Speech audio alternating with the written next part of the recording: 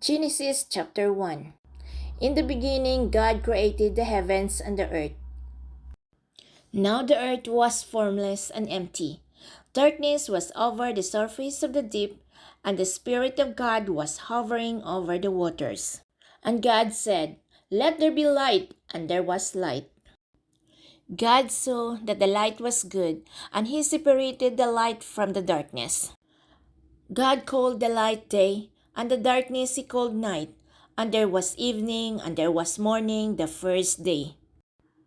And God said, "Let there be a vault between the waters to separate water from water." So God made the vault and separated the water under the vault from the water above it, and it was so. God called the vault sky, and there was evening, and there was morning the second day.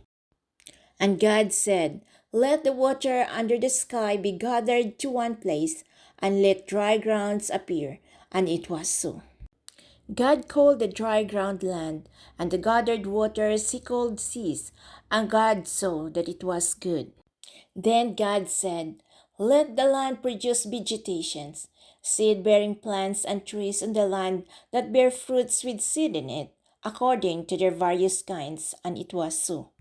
The land produced vegetation, plants bearing seed according to their kinds, and trees bearing fruits with seed in it according to their kinds. And God saw that it was good.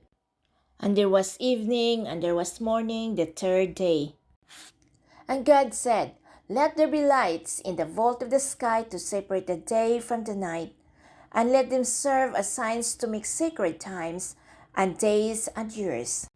And let them be lights in the vault of the sky to give lights on the earth." And it was so. God made two great lights, the greater lights to govern the day, and the lesser light to govern the night. He also made the stars. God set them in the vault of the sky to give light on the earth, to govern the day and the night, and to separate light from darkness. And God saw that it was good. And there was evening, and there was morning the fourth day. And God said, "Let the water teem with living creatures, and let birds fly above the earth across the vault of the sky." So God created the great creatures of the sea and every living thing with which the water teems and that moves about in it, according to their kinds, and every winged birds according to its kind. And God saw that it was good. God blessed them and said, "Be fruitful and increase in numbers, and fill the water in the seas, and let the birds increase on the earth." And there was evening, and there was morning the fifth day. And God said, "Let the land produce living creatures according to their kinds, the livestock, the creatures that move along the ground, and the wild animals, each according to its kind." And it was so. God made the wild animals according to their kinds, the livestock according to their kinds, and all the creatures that move along the ground according to their kinds. And God saw that it was good. Then God said, "Let us make mankind in our image, in our likeness, so that they may rule over the fish in the sea and the birds in the sky, over the livestock and all the wild animals, and over all the creatures that moves along the ground." So God created mankind in his own image.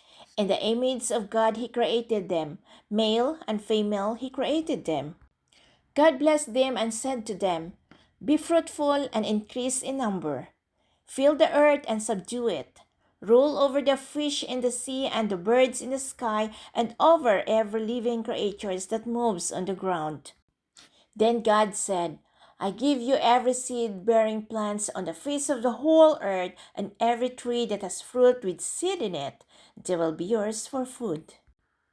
And to all the beasts of the earth, and all the birds in the sky, and all the creatures that move along the ground, everything that has the breath of life in it, I give every green plant for food." And it was so.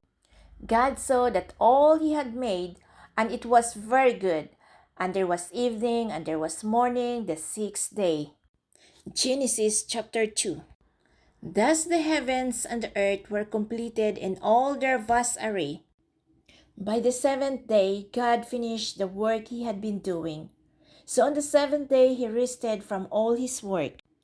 Then God blessed the seventh day and made it holy, because on it he rested from all the work of creating that he had done. This is the accounts of the heavens and the earth when they were created, when the Lord God made the earth and the heavens. Now no shrub had yet appeared on the earth, and no plant had yet sprung up. For the Lord God had not sent rain on the earth, and there was no one to work the ground. But stream came up from the earth and watered the whole surface of the ground. Then the Lord God formed a man from the dust of the ground, and breathed into his nostril the breath of life, and the man became a living being. Now the Lord God had planted a garden in the east, in Eden, and there he put the man he had formed. The Lord God made all kinds of trees grow out of the ground, trees that were pleasing to the eye and good for food. In the middle of the garden were the tree of life and the tree of the knowledge of good and evil. A river watering the garden flowed from Eden. From there it was separated into four headwaters. The name of the first is the Pishon. It went through the entire land of Havilah, where there is gold. The gold of that land is good. Aromatic resin and onyx are also there. The name of the second river is the Gihon. It went through the entire land of Cush. The name of the third river is the Tigris. It runs along the east side of Ashur. And the fourth river is the Euphrates. The Lord God took the man and put him in the Garden of Eden to work it and take care of it. And the Lord God commanded the man, "You are free to eat from any tree in the garden, but you must not eat from the tree of the knowledge of good and evil, for when you eat from it, you will certainly die." The Lord God said, "It is not good for the man to be alone. I will make a helper suitable for him." Now the Lord God had formed out of the ground all the wild animals and all the birds in the sky. He brought them to the man to see what he would name them. And whatever the man called each living creature, that was its name. So the man gave names to all the livestock, the birds in the sky, and all the wild animals. But for Adam no suitable helper was found. So the Lord God caused the man fall into a deep sleep. And while he was sleeping, he took one of the man's ribs and then closed up the place with flesh. Then the Lord God made a woman from the rib he had taken out of the man, and he brought her to the man. The man said, "This is now bone of my bones and flesh of my flesh. She shall be called woman, for she was taken out of man."